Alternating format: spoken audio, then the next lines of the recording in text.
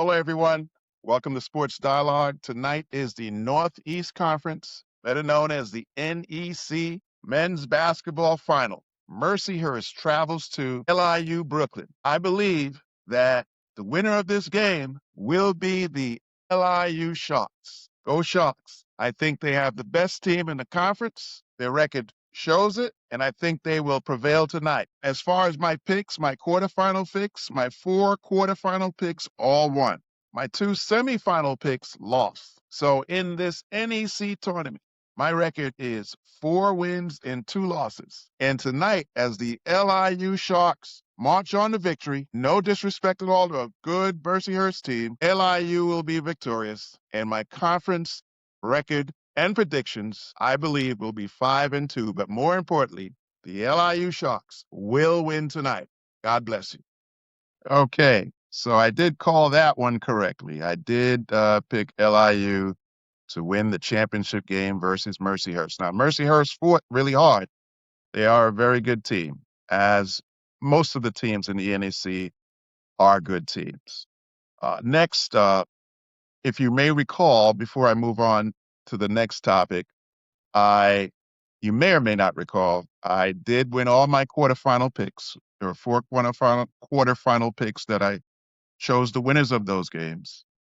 Didn't fare so well in the semifinal games. I lost both picks. And for the final game, I did pick LIU to win. So my record in the NEC tournament is 5 wins and 2 losses. So let's take a look back at what I said the keys were for Wagner College and Stonehill to win those semifinal games. I thought that Wagner College had a shot at pulling a tremendous upset in Brooklyn, but I knew they had to do certain things for that to even to be possible because LIU is such a great team. And there were certain things that I felt that Stonehill had to do to beat Mercyhurst. So let's take a look back at what I said the keys were that Wagner College had to do to beat Long Island University, LIU Sharks, in the semifinal game. So let's talk about my alma mater, Wagner College, and LIU. Wagner College visits LIU. If you look at what Wagner College did against CCSU, besides winning the game, how did Wagner College win the game? Basil had 16 points. Nick Jones had 17 points. John Awoke had 18 points. So Wagner College had 3 players in double figures in that game. And they were all 3 almost had 20 points. 18, 17, and 16. I do believe that for Wagner to win the ball game against LIU at LIU tomorrow, not only do those players have to replicate what they did against CCSU, we need other players to step up and score more. I am picking Wagner College to pull the upset in downtown Brooklyn tomorrow on DeKalb Avenue because I think Wagner now has won 5 games in a row. They have to treat this particular game as the championship game. They've lost to LIU twice. I thought that the second time they lost to LIU was in Brooklyn. They played a doggone good game, but LIU just played a much better game. I don't think any team in the NEC would beat LIU the way they played against Wagner at home on the second game. And Wagner fought, but LIU played better. Wagner has to put it all together tomorrow. After they put it all together tomorrow, there'll be a very, very, very good LIU team. Stonehill has played Mercyhurst well. 1-1 loss. My projection is I believe that Stonehill will win the semifinal game tomorrow at noon. It'll be a close game, I believe. But I think at the end of the day, if Stonehill gets Sutherland involved in the game and gets the same production out of Hackett and Muser and Kofi, I know they'll win the game. There's no question about it. Hackett's going to get his. Lem Melman is going to get his. And also, Mercyhurst has a big man that is Kadir Martin, who had 11 points in that ball game. He's a very good big man, and I'm sure he's going to get in double figures. But I just think that Stonehill, late in the game, they're going to go to what I call their twin towers. You have two bigs, and you have Hackett on the floor. Sutherland gets going. I think that Stonehill wins on the road tomorrow. Okay, now that we're reminded of what I said before the Stonehill versus Mercyhurst semifinal game, let's take a look at how those players that I just mentioned did against Mercyhurst in the semifinal game. In the Stonehill semifinal game against Mercyhurst, Muser had no points when he had 20 points against Lemoyne in the quarterfinal game. As I said, that Sutherland needed to get in the game. He scored 4 points in the semifinal game and 6 points against Lemoyne. And to me, he's a 20-point guy. He's capable of scoring 20.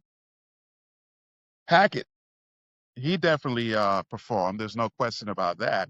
Against Lemoyne, Hackett had 26 points, and in the semifinal game, he had 21 points. So a few points off, but he had over 20. So I think he did his job there.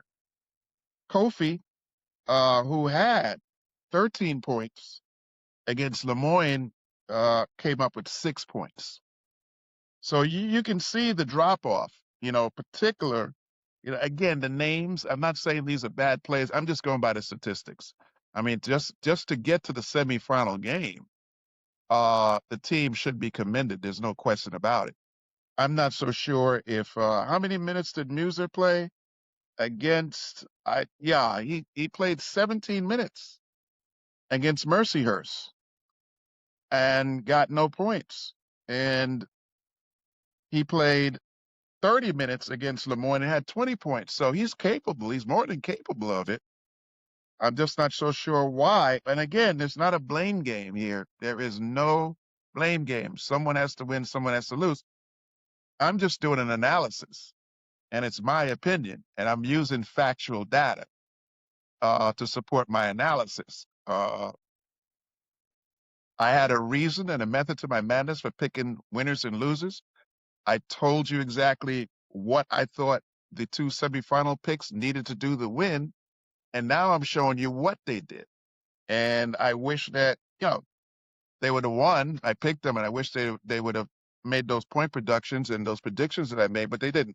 So all I'm doing is just doing factual analysis.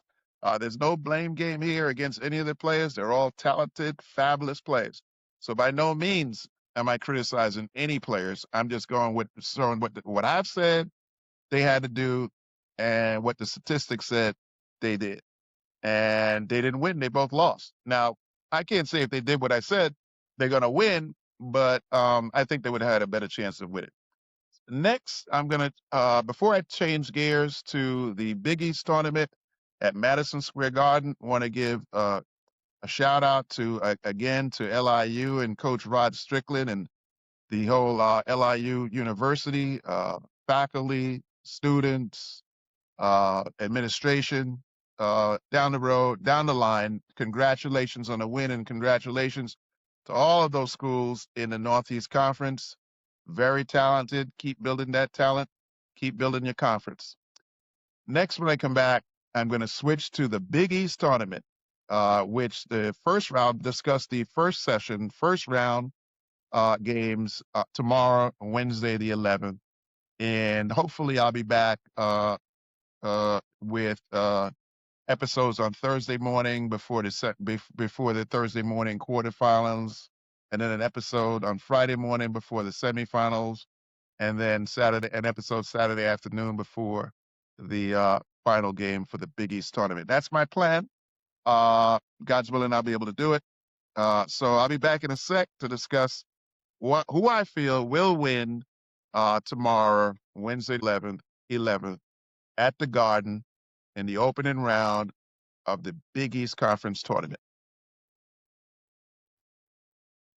Okay, moving on to the Big East tournament that starts this week at Madison Square Garden.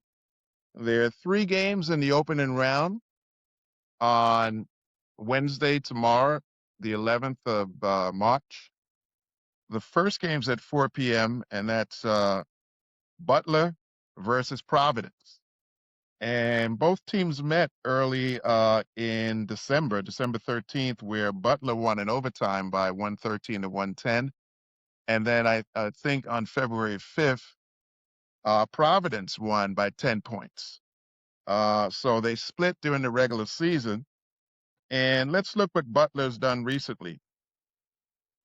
Coming into the tournament on March 7th, which is the previous time Butler played, they won by 10 points over DePaul. And if we take a look at Providence coming in, the previous game that they played was on March 7th against Georgetown, which Providence lost. And the game before that, on March 4th, Providence lost to Marquette. But however, they beat Creighton on February 28th by 3 points. So they won that Creighton game, and they lost 2 coming into the tournament. So it'll be a close one. I think that, Providence has a good team. There's no question about it. Good coach. But I do think I am picking Butler to win the first game. The second game is at 7:30, Marquette versus Xavier. Now, Marquette's been playing well recently. Um, I think they met on January 7th, and Marquette won that by 1 point. So that was a close game. And in the second game, Xavier returned the favor to Marquette. They won 96-88. Coming into the tournament on March 4th, Marquette beat Providence 78-56. And they beat UConn 68-62. So I think that, and I saw Marquette recently. I watched the replay, and they are playing better than they were playing earlier in the season. Coach Shaka Smart has them playing much better. So I do pick Marquette to advance on Wednesday over Xavier. Now the third game, Georgetown and DePaul. I've always, outside of the New York teams, I've always had a special place to root in my heart to root for Georgetown. The old late John Thompson, the old days with Patrick Ewing and Sleepy Floyd and Reggie Williams, and the list goes on and on and on. I mean, outside of when they played St. John's at that time, I would root for, or Seton Hall at that time, I would root for Georgetown. But however, the let's take a look at how they did, Georgetown and DePaul. Looks like DePaul won the first game in January. So, and coming in to this game, it looks like DePaul DePaul lost to Butler coming into this game. And DePaul also lost to Villanova. It's not a bad loss. They're a good team, Villanova. But DePaul beat Marquette on March 1st. So it's kind of like, they beat Marquette, which is a good win, and they lose to Villanova, which, expected, may not be expected. But they lose to Butler. So they're coming in on 2 losses. And Georgetown is coming in to this particular game tomorrow, Wednesday the 11th. As I said, riding a 1-point win over Providence, and then a 3-point win over loss to St. John's. So, they're coming in with a close loss to St. John's and a 1-point win over Providence. But I did see Georgetown recently. I watched a replay, and they just got away. It seemed to me they got away from the things that they were doing when they came up to Gamble and played UConn really well, and some other games that I saw that they played really well back in January. they weren't going to recently when I saw the replay of a recent game, they weren't going to the big man in the middle. He wasn't dominating. Uh, they didn't look on the path that I thought they were on, that they were on, not thought they were on. I saw it. They were on it in January. So I do normally try to ride teams that are hot coming in, but I think I'm going to go with DePaul to win that game because DePaul, they play, they have some pretty good players, a good guard, um, some pretty good shooters, and a big man who has gotten better. So I do think those are my three winners for tomorrow.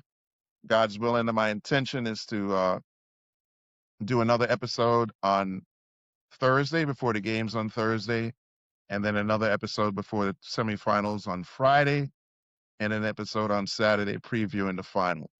So those are my picks for the Big East first round.